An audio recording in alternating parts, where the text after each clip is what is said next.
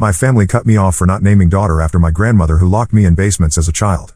They made false CPS reports claiming I had postpartum depression until I found evidence they were planning to take my baby away. I am at 28 weeks pregnant with my first child, and my entire family has turned against me over a baby name. This situation has gotten so out of hand that I need outside perspective because I cannot tell if I'm being unreasonable or if my family has lost their minds. My name is Lillian, 26F, and I am married to Jacob, 29M. We have been together for 4 years, married for 2. When we found out we were expecting a girl, we were over the moon. Jacob and I spent weeks going through baby name books and websites. We finally settled on the name Emma Rose. Emma because we both loved how classic yet modern it sounds, and Rose after Jacob's late aunt who helped raise him when his parents divorced. We announced the name to both our families about a month ago, and that is when everything went wrong. My mother Josephine, 52F, has been obsessed with family traditions for as long as I can remember. She comes from a large Irish Catholic family where names get passed down through generations. The moment we told her about Emma Rose, her face changed completely. She sat there for a few seconds, then asked if we had considered naming the baby Dorothy after my grandmother who passed away 3 years ago. I need to explain something about my grandmother Dorothy. Everyone in our family talks about her like she was a saint. She lived to be 89 years old and was supposedly the matriarch who held everyone together. But Dorothy was not the loving grandmother that everyone remembers. From the time I was 7 until I was about 14, Dorothy would babysit me and my younger brother Mason, 23M, when our parents went out on weekends or during school holidays. Dorothy had very specific ideas about how children should behave. If Mason or I made any noise while she was watching her television programs, she would lock us in the basement pantry. This was not just for a few minutes. Sometimes we would be down there for hours. The pantry was dark and smelled like old vegetables. There were no windows and the door was heavy. Mason was younger than me, so he would cry, which made Dorothy even angrier when she finally let us out. During these babysitting sessions, Dorothy would also withhold food as punishment for what she called disrespectful behavior. If we asked for a snack before dinner, or if we did not sit completely still during her soap operas, she would send us to bed without eating. She would tell our parents that we had eaten plenty and were just being greedy. Our parents always believed her. The worst part was how Dorothy would talk to us when our parents were not around. She would call Mason stupid because he had trouble reading when he was young. She would tell me that I was getting fat and that no boy would ever want to marry me if I kept eating so much. These comments stayed with me for years. Even now, I still hear her voice sometimes when I look in the mirror. When Dorothy got older and moved into assisted living, our family would visit her every few weeks. Everyone would talk about how wonderful she was and how much they missed having her around. I would sit there and say nothing because I knew that if I brought up the way she treated Mason and me, no one would believe me. Dorothy had cultivated this image of being the perfect grandmother who baked cookies and knitted sweaters. After Dorothy died, my mother started talking about her even more. She would say things like how Dorothy was the heart of our family and how she taught us all about respect and tradition. Last year, my mother had Dorothy's name tattooed on her wrist in cursive writing. She posts photos of Dorothy on social media every holiday with captions about how much she misses her guidance and wisdom. So when my mother suggested naming my daughter after Dorothy, I immediately said no. I explained that Jacob and I had already chosen Emma Rose and we were happy with our decision. My mother's expression darkened, and she said that it would be selfish of me not to honor Dorothy's memory. She said that Dorothy would have wanted to have a great-granddaughter carry on her name. Over the next few weeks, my mother brought up the name Dorothy constantly. Every phone call, every text message, every visit somehow circled back to how I should reconsider my decision. She started sending me old photos of Dorothy with my cousins and telling me stories about how Dorothy helped her through difficult times when I was a baby. My father Anthony, 55M, initially stayed out of the discussion, but eventually he started supporting my mother. He would say things about respecting our elders and maintaining family connections. He reminded me that Dorothy had left me some jewelry in her will, which he said showed how much she cared about me. What he did not know was that Dorothy only left me jewelry because she left similar items to all her granddaughters. It was not because we had some special relationship. The situation escalated 3 weeks ago during my baby shower. My mother had organized the whole event at our local community center. About 30 people came, including aunts, cousins, family friends, and some of my co-workers. Everything was going well until my mother stood up to make a speech. She started by thanking everyone for coming and talking about how excited she was to become a grandmother. Then she said that she hoped everyone would join her in encouraging me to consider a more traditional name for the baby. She said that Dorothy had been such an important part of our family and that it would be beautiful to have her name live on through her great-granddaughter. I could see people looking at me expectantly. Some of my older relatives were nodding along with my mother's speech. My cousin Lisa, 30F, even said that Dorothy would have loved to know that a new baby would carry her name. I stood up and said clearly that the baby's name was Emma Rose and that Jacob and I were not changing our minds. My mother's smile disappeared instantly. She said that I was being stubborn and that I was not thinking about anyone else's feelings. She said that Dorothy had done so much for our family and that this was a simple way to honor her memory. When I repeated that our decision was final, my mother's voice got louder. She said that I was being disrespectful and ungrateful. At this point, the entire room was silent. My baby shower had turned into a public confrontation about my grandmother's name.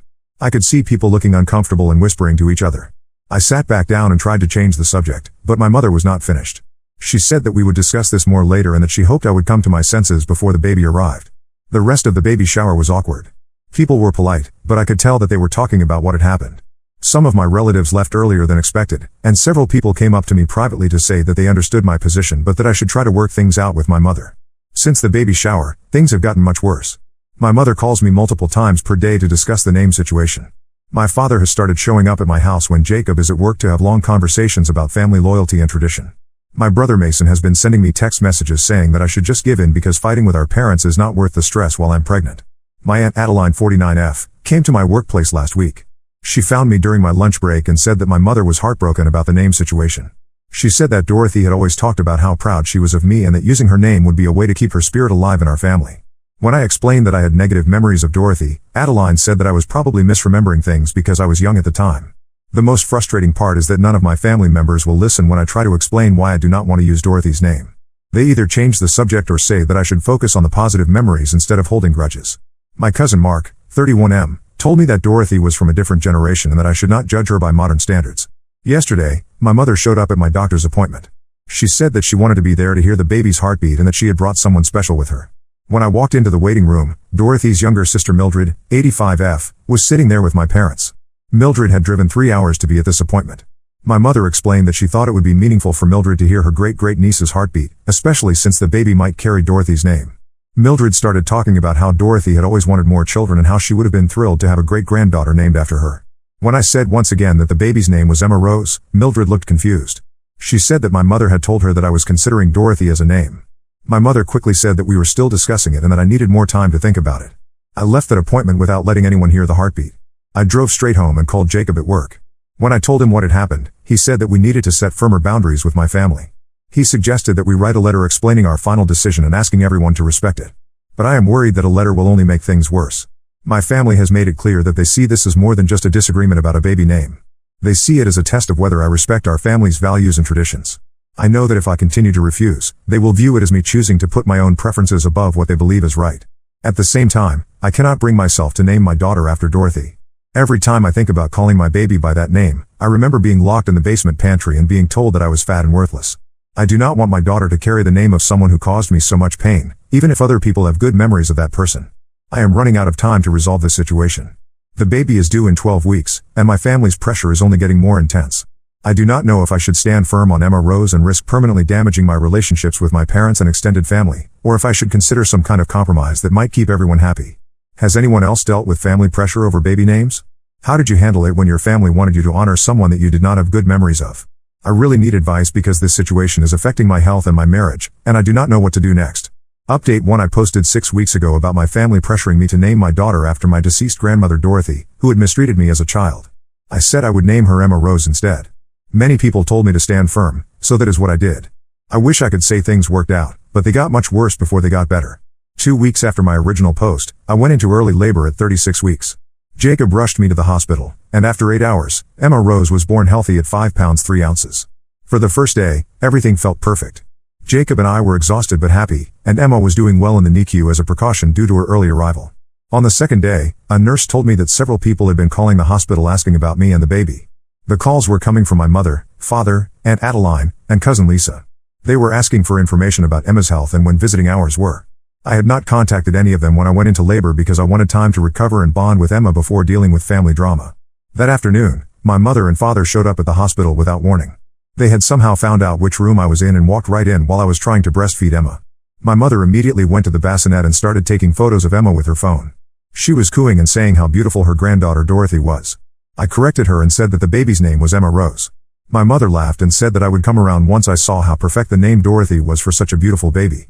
She said that Emma looked exactly like Dorothy did in her baby photos and that this was clearly meant to be. My father stood by the door like he was guarding it. He said that they had been worried sick when they found out I had given birth without telling them. He said that family should be the first to know about these important moments and that I had hurt their feelings by excluding them. I asked them to leave because I was tired and still recovering from delivery. My mother said that they had driven an hour to get to the hospital and that they deserved time with their granddaughter. She picked Emma up from the bassinet without asking and started walking around the room with her. When I tried to take Emma back, my mother said that I was being possessive and that grandparents had rights too. She said that Dorothy would have wanted her to be involved in raising her great-granddaughter and that I could not keep Emma away from family who loved her. At this point, Jacob returned from getting coffee in the cafeteria. When he saw my mother holding Emma and my father blocking the door, he immediately asked them to leave. He said that we had asked for privacy during our first few days as new parents and that they needed to respect our wishes. My mother said that Jacob was turning me against my own family and that he was the reason I was being so difficult about the name situation.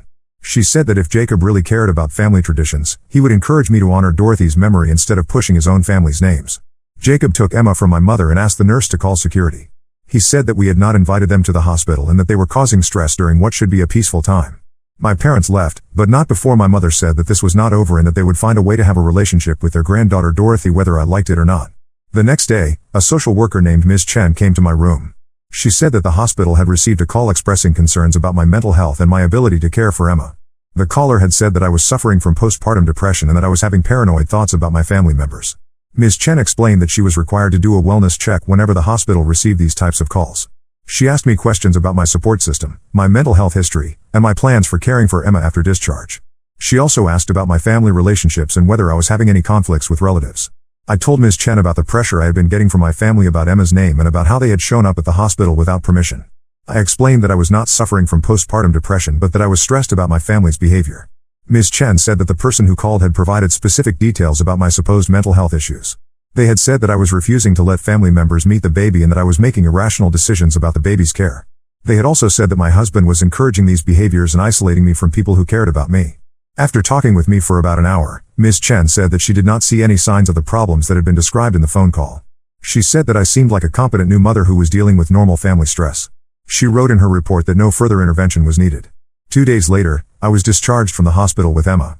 Jacob had arranged for his sister Michelle, 32F, to come stay with us for the first week to help with cooking and cleaning. Michelle lives 4 hours away and had taken time off work to be there for us. On our third day home, my Aunt Adeline showed up at our front door with my cousin Mark and his wife Jennifer, 28F. They said that they were concerned about me and wanted to make sure that I was taking proper care of Emma. Adeline said that my mother was worried because I had not been answering phone calls or responding to text messages. The truth was that Jacob and I had decided to turn off our phones for a few days so we could focus on adjusting to life with a newborn. We were both exhausted and overwhelmed, and we did not want to deal with family drama while we were learning how to care for Emma. Adeline pushed past Jacob when he answered the door and walked into our living room. She said that she needed to see for herself that Emma was healthy and being properly fed. Mark and Jennifer followed her inside, even though Jacob told them that this was not a good time for visitors. Michelle was in the kitchen making dinner when they arrived. Adeline immediately started questioning her about who she was and why she was in our house. When Michelle explained that she was Jacob's sister and that she was helping us during our first week home, Adeline said that family members should be the ones providing support, not outsiders. Adeline went upstairs to our bedroom where Emma was sleeping in her bassinet. She woke Emma up by picking her up and started examining her like she was a doctor. She said that Emma looked thin and asked when she had last been fed. When I said that Emma had eaten an hour earlier, Adeline said that might not be enough for a growing baby. Mark took photos of our house with his phone, including pictures of Emma's nursery, our kitchen, and our living room. When Jacob asked why he was taking photos, Mark said that he wanted to document Emma's living conditions in case there were questions later about her care. Jennifer started asking me detailed questions about my daily routine with Emma. She wanted to know how often I was feeding her, how many hours I was sleeping, and whether I was taking any medications. When I asked why she needed this information, she said that my mother was worried about my ability to handle the responsibilities of motherhood. After they left, Jacob and I realized that this visit was not just about checking on us. They had been gathering information and documenting our home situation for some reason. Jacob called his sister Michelle aside and asked her to write down everything that had happened during the visit, including the questions they had asked and the photos Mark had taken. That night, Jacob's phone rang at 2 a.m. It was his mother Carol, 58F, who lives in another state. Carol said that she had received a very strange phone call from someone claiming to be my mother. The caller had said that I was suffering from severe postpartum depression and that Jacob was enabling my mental health problems. Carol said that my mother had asked her to convince Jacob to bring Emma to stay with my parents until I got proper treatment for my mental health issues. My mother had said that she was worried about Emma's safety and that she had documentation proving that I was not capable of caring for a newborn. Carol told Jacob that the phone call did not make sense because she had been texting with both of us regularly since Emma was born. She said that we seemed like normal new parents who were tired but happy. She had not seen any signs of the serious mental health problems that my mother had described. Jacob explained to his mother what had been happening with my family and the pressure about Emma's name. Carol said that she was shocked by my family's behavior and that she wanted to help us in any way she could. She offered to come stay with us if we needed additional support. The next morning, we discovered that my mother had been calling Jacob's work colleagues and my former co-workers. She had been telling people that I was having a mental health crisis and that we needed intervention from friends and family members. Several people had reached out to Jacob to ask if there was anything they could do to help us during this difficult time. Jacob called his HR department to report that someone was spreading false information about our family situation. His boss was understanding and said that they would not take any action based on the phone calls they had received. But Jacob was worried about how these calls might affect his reputation at work. I realized that my family was conducting some kind of campaign to undermine my credibility as a mother. They were not just pressuring me about Emma's name anymore. They were actively trying to convince people that I was mentally unstable and incapable of caring for my baby. Jacob and I decided that we needed legal advice. We contacted a family law attorney named Mr. Rodriguez who specializes in grandparents' rights cases. We wanted to understand what legal options my family might have and how we could protect ourselves and Emma from further harassment. Mr. Rodriguez said that grandparents' rights laws vary by state, but that in most cases, grandparents cannot obtain custody or visitation rights unless they can prove that the parents are unfit or that there are special circumstances like the death of one parent. He said that my family would need substantial evidence of neglect or abuse to successfully challenge my parental rights. However, he also warned us that false reports to social services could be serious even if they were ultimately unfounded. He said that we should document all interactions with my family members and keep records of their attempts to interfere with our parenting decisions. We decided to send a cease and desist letter to my parents, Aunt Adeline, and cousin Mark. The letter stated that they were no longer welcome in our home without invitation and that they should stop contacting Jacob's family members, our employers, and social services with false information about our family situation. The letter also stated that we were prepared to seek a restraining order if the harassment continued. Mr. Rodriguez said that having this letter on record would help establish a pattern of inappropriate behavior if we needed to take further legal action. 3 days after we sent the letter, my brother Mason called me. He said that our parents were devastated by the legal letter and that they felt like I was punishing them for caring about me and Emma. He said that they were only trying to help and that I was overreacting to their concern. Mason said that our parents loved me and just wanted to be part of Emma's life. He said that if I would compromise on the name issue, everything could go back to normal and we could be a happy family again. He suggested that I could use Dorothy as Emma's middle name instead of Rose. I told Mason that this was not just about the name anymore. I explained how our parents had made false reports about my mental health and had been contacting people in our professional and personal lives with lies about our family situation. I said that their behavior had crossed a line and that I could not trust them around Emma. Mason said that he had not known about the phone calls to social services and Jacob's workplace. He said that our parents had told him that they were just worried about me and that they wanted to make sure Emma was being properly cared for. He said that he would talk to them about backing off and giving us space. But the next day, my mother left a voicemail on our home phone. She said that the legal letter was proof that I was not thinking clearly and that Jacob was controlling my decisions. She said that Dorothy would be heartbroken to know that her great-granddaughter was being kept away from family members who loved her. She said that they were not going to give up on having a relationship with their granddaughter Dorothy, and that they would find a way to make sure Emma knew about her family heritage even if I was determined to cut them out of our lives.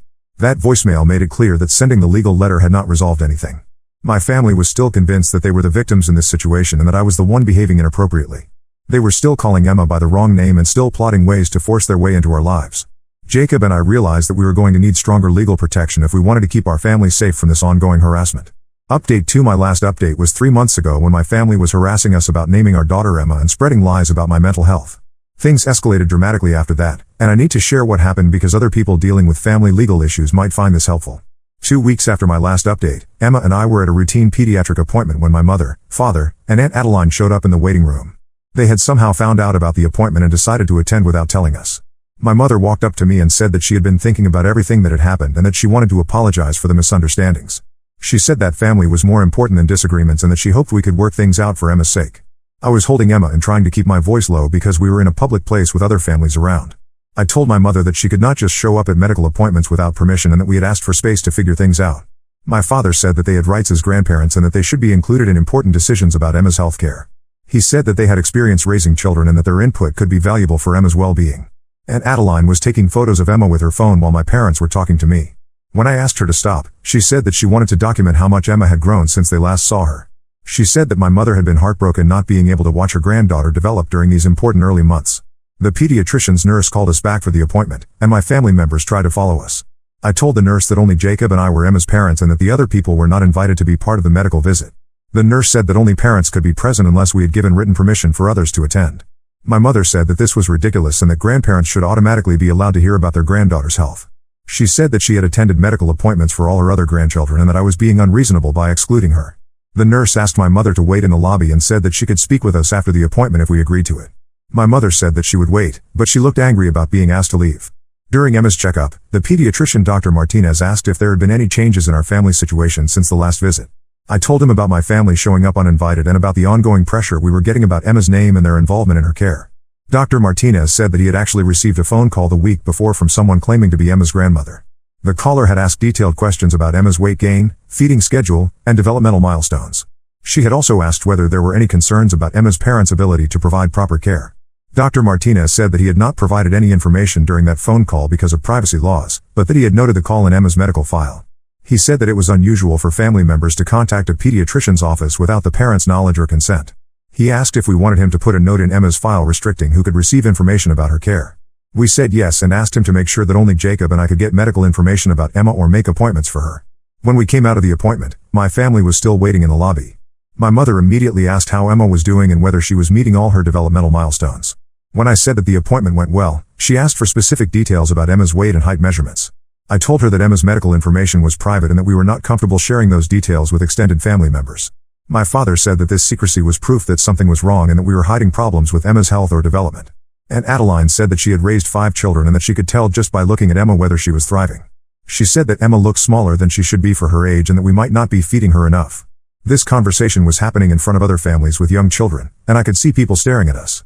Emma started crying, probably because she could sense the tension in the room. I tried to calm her down while my family continued talking about their concerns. My mother reached for Emma and said that she knew how to soothe babies because she had experience with grandchildren. When I stepped back to prevent her from taking Emma, she said that I was being paranoid and overprotective. Jacob arrived at the pediatrician's office just as this confrontation was happening. He had been parking the car and did not realize that my family was there until he walked into the lobby. When he saw what was happening, he immediately came over and asked my family to leave us alone. My father said that Jacob was the problem and that he was turning me against my own relatives. He said that before Jacob came into the picture, I had always been respectful of family relationships and traditions. He said that Jacob's influence was causing me to become selfish and ungrateful. Jacob said that we had asked for space and that showing up at medical appointments was crossing boundaries that we had clearly established. He said that if they continued to harass us at public places, we would have no choice but to involve law enforcement. My mother started crying and said that she just wanted to be part of her granddaughter's life. She said that she had been dreaming of being a grandmother for years and that I was denying her the chance to build a relationship with Emma. Other people in the waiting room were definitely watching this scene unfold. A receptionist came over and asked if there was a problem that needed to be addressed. Jacob said that we were leaving and that the other people were not with us. As we walked toward the exit, Aunt Adeline called out that they knew where we lived and that they were not going to give up on having a relationship with Dorothy. She used my grandmother's name for Emma even though we had corrected them multiple times. That evening, Jacob and I called our lawyer Mr. Rodriguez to report what had happened at the pediatrician's office. He said that showing up at medical appointments could be considered stalking or harassment, especially since we had already sent a cease and desist letter. Mr. Rodriguez said that we had enough documentation to request a temporary restraining order. He explained that we would need to go to court and present evidence of the harassment, including the false reports to social services, the uninvited visits to our home and workplace, and the confrontation at the medical appointment. He said that if the judge granted a temporary restraining order, my family members would be legally required to stay away from us, our home, Emma's daycare, our workplaces, and any medical appointments. Violating a restraining order would result in arrest and criminal charges. 3 days later, we filed for a restraining order against my mother, father, and Aunt Adeline. The hearing was scheduled for the following week. Mr. Rodriguez said that my family members would be notified about the court date and that they could bring their own lawyer if they wanted to contest our request. The night before the hearing, my brother Mason called me. He said that our parents had asked him to be a character witness at the court hearing. He said that they wanted him to testify about what a good family we had always been and how much they loved Emma. Mason said that he was confused about the legal situation because our parents had told him that we were the ones who were being unreasonable. They had said that all they wanted was a normal grandparent relationship with Emma and that we were using the legal system to punish them for caring too much. I explained to Mason everything that had happened over the past few months, including the false reports to social services, the harassment at Jacob's workplace, and the confrontation at Emma's medical appointment. Mason said that our parents had not told him about most of these incidents. Mason said that he did not want to take sides in a legal dispute between me and our parents. He said that he loved all of us and that he hoped we could work things out without involving courts and lawyers. He decided not to attend the hearing as a witness for either side. At the restraining order hearing, Mr. Rodriguez presented evidence of my family's harassment, including phone records, text messages, photos of the uninvited visits, and documentation from the hospital's social worker and pediatrician's office. He also played voicemails that my mother had left using Dorothy's name for Emma and threatening to find ways to force a relationship. My parents attended the hearing without a lawyer. When the judge asked if they wanted to respond to our request for a restraining order, my father said that they were just loving grandparents who were being kept away from their granddaughter by their daughter's controlling husband. My mother said that she was worried about Emma's well-being because I was suffering from postpartum depression and making irrational decisions. She said that they had only contacted social services because they genuinely believed that Emma was not receiving proper care. The judge reviewed all the evidence and said that the pattern of behavior described in our petition was clearly harassment. She said that grandparents do not have the right to force relationships with grandchildren or to interfere with parents' medical and childcare decisions. The judge granted a 1-year restraining order against my mother, father, and Aunt Adeline. The order prohibited them from contacting us directly or indirectly, from coming to our home or workplaces, from attending Emma's medical appointments, and from making false reports to any government agencies. The judge also ordered my family to pay our legal fees because she found that their behavior had been deliberately disruptive and that they had ignored our previous requests to respect our boundaries. After the hearing, my mother tried to approach me in the courthouse hallway. A bailiff immediately intervened and reminded her that the restraining order was now in effect and that she needed to stay away from us. My father was arguing with the bailiff about whether they could talk to us one more time to explain their side of the story. Mr. Rodriguez walked us out of the courthouse through a different exit to avoid any further confrontations. He said that violations of restraining orders are taken seriously by law enforcement and that we should call police immediately if my family members attempted any contact. 2 weeks after the restraining order was granted, we received a letter from a different lawyer representing my parents. The letter stated that they were considering filing a lawsuit for grandparents' visitation rights and that they believed the restraining order was based on false information. Mr. Rodriguez responded to their lawyer and said that any attempt to file for visitation rights while a restraining order was in effect would be viewed as harassment and could result in additional legal consequences. He also said that our documentation of their behavior would be relevant evidence in any future legal proceedings. Since then, we have not had any direct contact with my parents or Aunt Adeline. Mason still talks to me occasionally, but he says that our parents are devastated about being cut off from Emma. He says that they spend most of their time talking about how unfair the legal system is and how Jacob has poisoned my mind against my own family. Emma is now 6 months old and developing beautifully. She is reaching all her milestones and is a happy, healthy baby.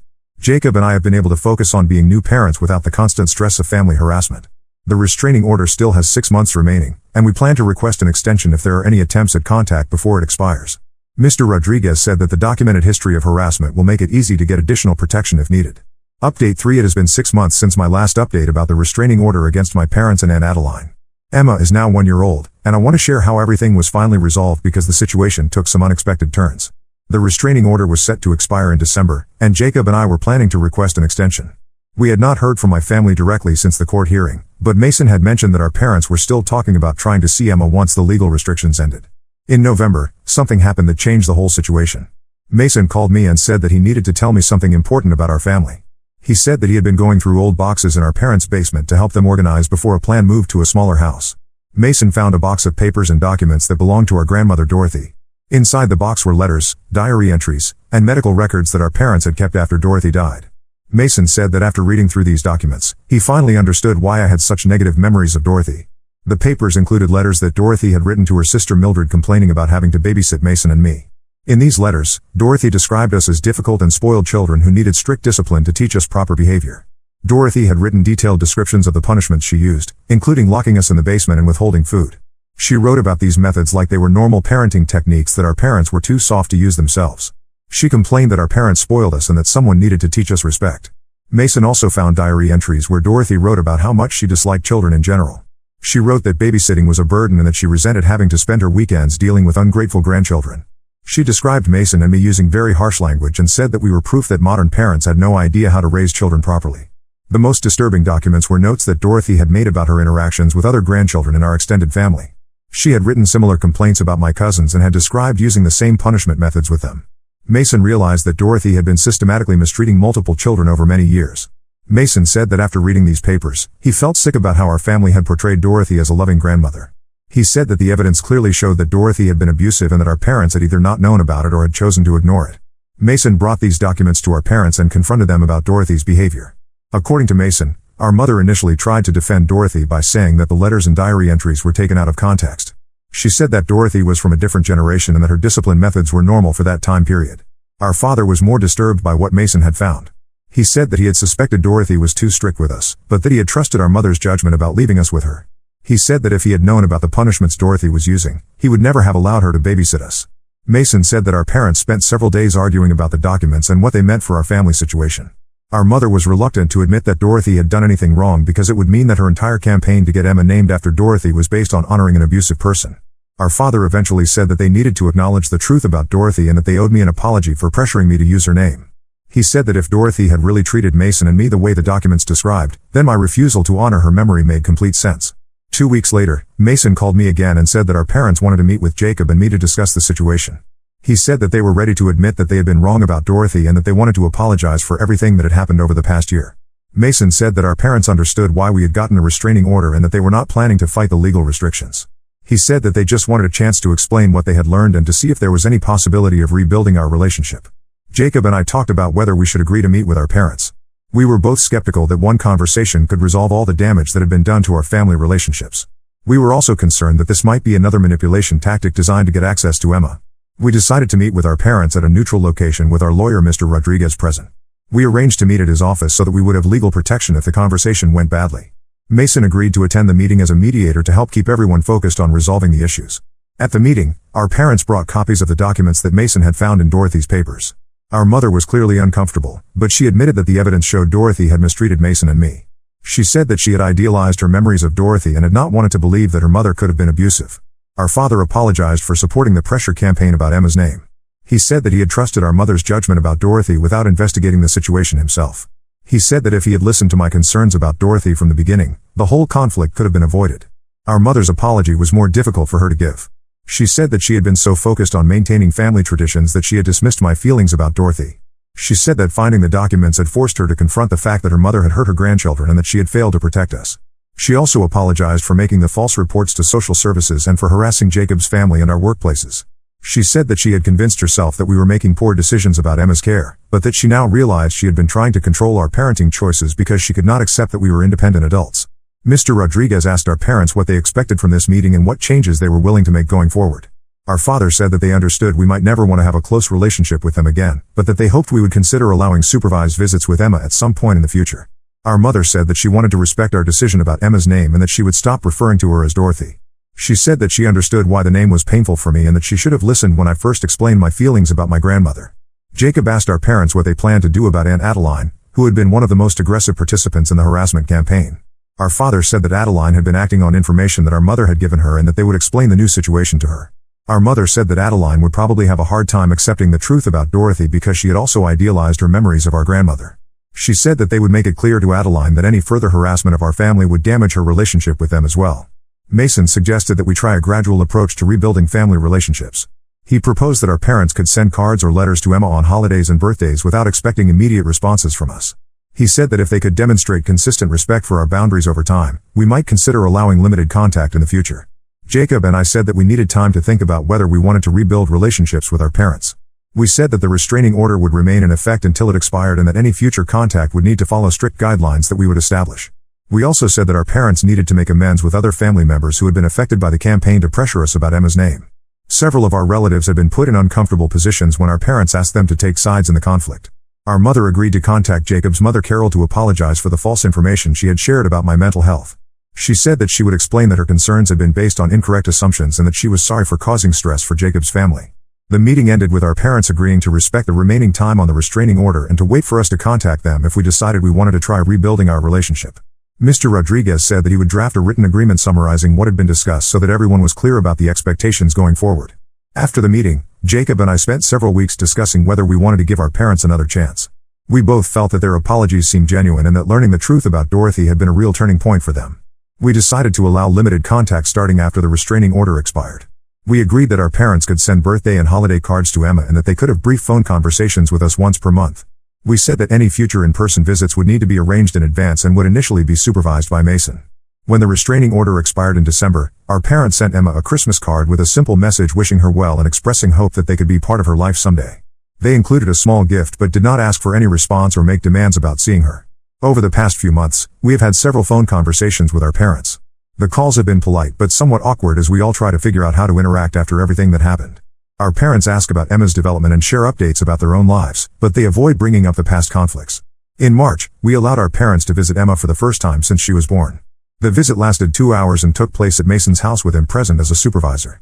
Our parents were clearly nervous and excited to see Emma, but they followed all the rules we had established about not taking photos and not trying to override our parenting decisions.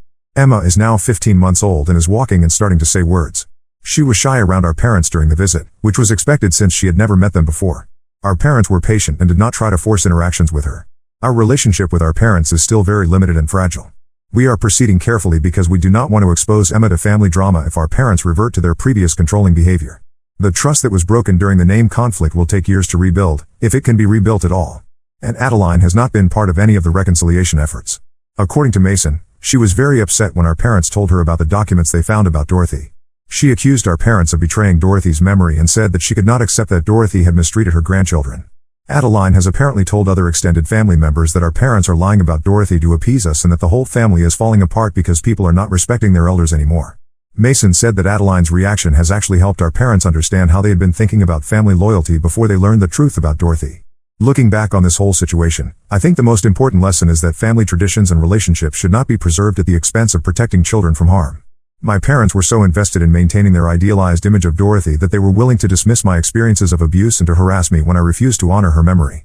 The legal system ultimately protected Emma and our family from continued harassment, but it took finding concrete evidence of Dorothy's abusive behavior for my parents to acknowledge that my feelings about her were valid. I wish they had been willing to listen to me from the beginning instead of requiring proof that my grandmother had documented her own mistreatment of children. Emma will grow up knowing her grandparents, but the relationship will be different than it would have been if this conflict had not happened. My parents will have to earn their place in her life rather than expecting automatic respect because of their family role. The most positive outcome is that this situation has strengthened my relationship with Jacob and has shown us that we can successfully protect our family when necessary. We learn to set boundaries, to seek legal help when needed, and to prioritize our child's well-being over maintaining family harmony. Emma's name is Emma Rose, and that is what everyone calls her now. She will never have to carry the name of someone who hurt her mother, and she will grow up in a family that prioritizes her safety and well-being over traditions that cause harm. Now let's move to the next story. Story 2 caught my wife having an affair with my brother's best friend. My entire life is collapsing and I don't know how to move forward. I never imagined I'd be writing this. Growing up, I watched my parents' messy divorce tear our family apart. My dad cheated with his secretary, the most cliché thing ever. Mom never recovered, turned to drinking, and I spent my teenage years basically raising my younger sister. I promised myself I'd never put my future kids through that hell. But here I am, living my worst nightmare. Our story started 12 years ago. I was a junior in college studying construction management, and my brother Rob, 35M, was hosting a Super Bowl party. His girlfriend Julie, 34F, brought her friend Annie, 29F, along. Annie wore her dad's vintage football jersey and knew more stats than any of us guys. We talked until 3 a.m. that night, long after everyone else left. I knew she was special. We dated through college and the rough early years of our careers. Annie supported me when I worked 80-hour weeks as a junior project manager. I cheered her on through 3 promotions at her marketing firm. We lived in a tiny apartment, saved every penny, and dreamed about our future. Annie was the planner, she mapped everything out. House by 27, kids by 30, early retirement to travel the world. Rob and Julie got married first and bought a house in our dream neighborhood. When the place 2 doors down went up for sale, they called us immediately. We stretched our budget but made it work. That was 3 years ago. Since then, life has been perfect. Sunday family dinners became our tradition. Rob's kids started calling us Uncle Mike and Aunt Annie. Julie and Annie became inseparable, morning runs, cooking classes, weekend shopping trips. Everything changed last year when Rob's best friend Mark, 36M, moved back after his divorce. He told us his ex-wife cheated with their marriage counselor. Everyone felt bad for him. Rob wanted to help, so Mark became a regular at our gatherings. He seemed like a good guy at first, always offering to help with house projects, bringing wine to dinner, entertaining Rob's kids. Looking back, there were signs I ignored. Mark always sat next to Annie at dinner. They developed inside jokes I didn't understand. Annie started dressing up more when she knew he'd be around. She'd get texts late at night and smile at her phone. When I asked, she'd say it was work or Julie. I trusted her completely. Last Tuesday changed everything. It was raining at the construction site, so I headed home early. Mark's red pickup was in our driveway. This wasn't unusual, he sometimes used our pool or borrowed tools from our garage. But something felt wrong. The house was too quiet. Annie's car was there, but she hadn't answered my text about coming home early. I found them in our bedroom. The room we painted together last summer. The bed where we talked about our future kids. They were getting dressed, but it was obvious what had happened. Annie saw me first. Her face went white. Mark grabbed his shirt and tried to speak, but I just walked out.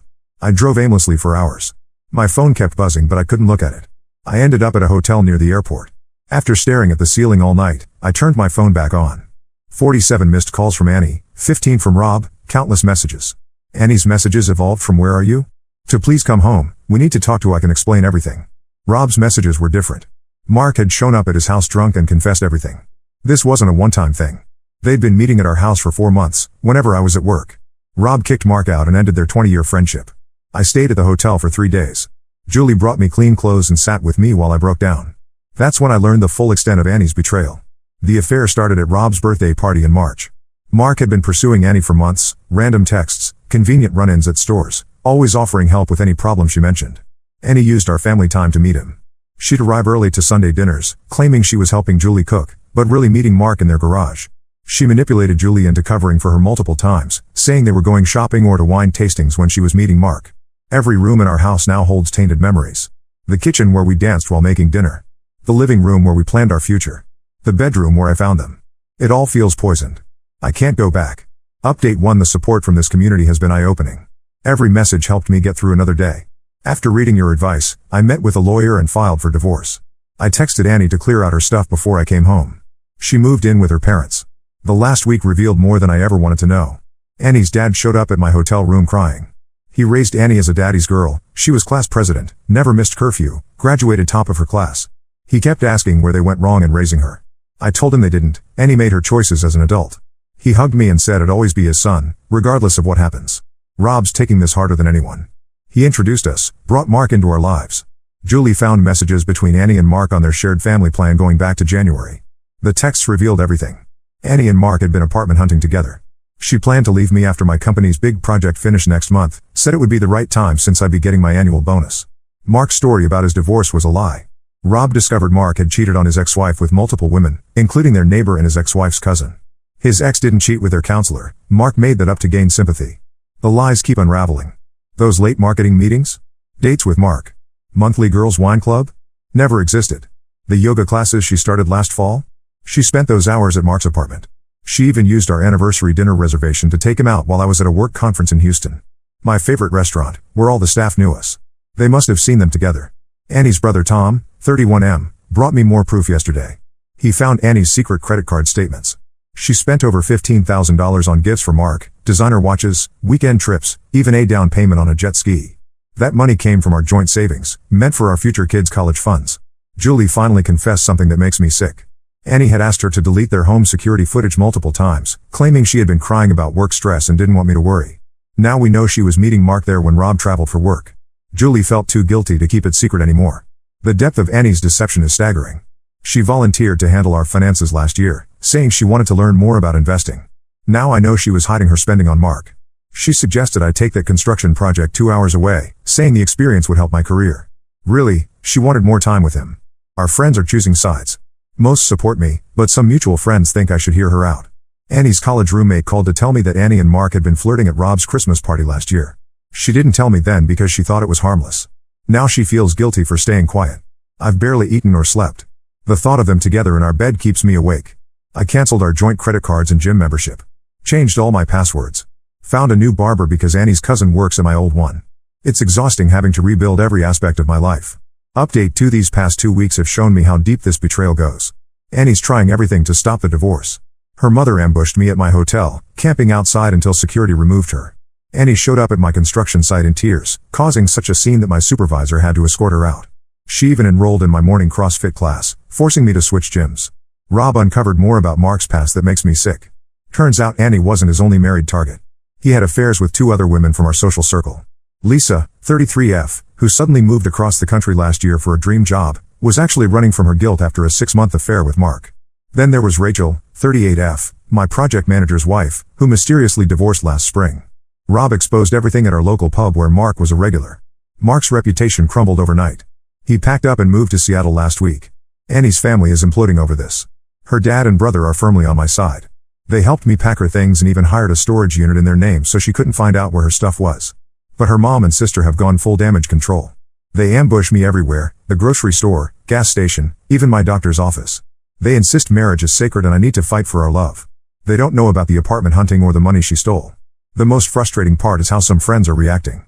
Pete, 34M, who was supposed to be my friend first, suggested I was partly to blame because I worked long hours. He conveniently forgot how Annie encouraged me to take overtime projects. Monica, 31F, another college friend, said I should have noticed the signs sooner. I cut contact with anyone who tried to rationalize Annie's choices. Our couple's friends are dissolving into chaos. 2 other couples have started marriage counseling, paranoid that this could happen to them. Our monthly poker group disbanded because no one wants to be around Mark's other victims' husbands. The community pool where we all hung out got too awkward, too many whispers, too many pitying looks. Annie's mom started a prayer chain at their church for our marriage. Now random church members message me about forgiveness and redemption. One elderly lady left a Bible on my truck with passages about reconciliation highlighted. I had to switch parking spots at work to avoid these daily gifts. The financial mess is worse than I thought.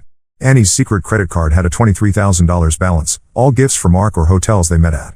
She used our investment account passwords to withdraw money, claiming it was for home improvements. There was even a lease application for an apartment in both their names, dated for next month. She planned everything while sleeping next to me every night.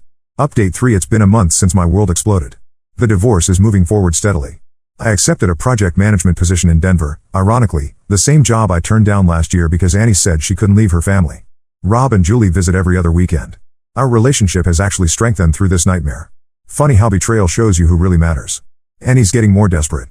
She's created at least 15 new email addresses to contact me. Her messages range from suicidal threats to detailed plans of how we can rebuild trust. Last week she mailed a 30-page handwritten letter to my office, recounting every moment of our relationship and her supposed regrets. I returned it unopened. Her cousin tried to slip me a USB drive full of videos of Annie crying and apologizing. It went straight into the trash. Her dad's been a surprising source of support.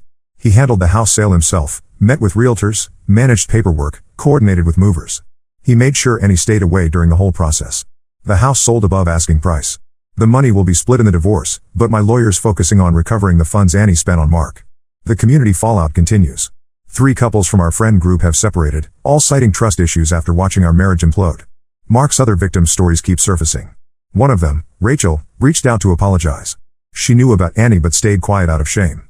Mark had a whole system, targeting married women at community events, playing the divorced victim, slowly integrating himself into their lives. Rob discovered Mark never actually moved to Seattle. He's living with some woman in a nearby city, probably starting his cycle again. Rob wanted to warn her, but I told him to stay out of it. I'm done letting Mark affect my life in any way. Annie still shows up at random places.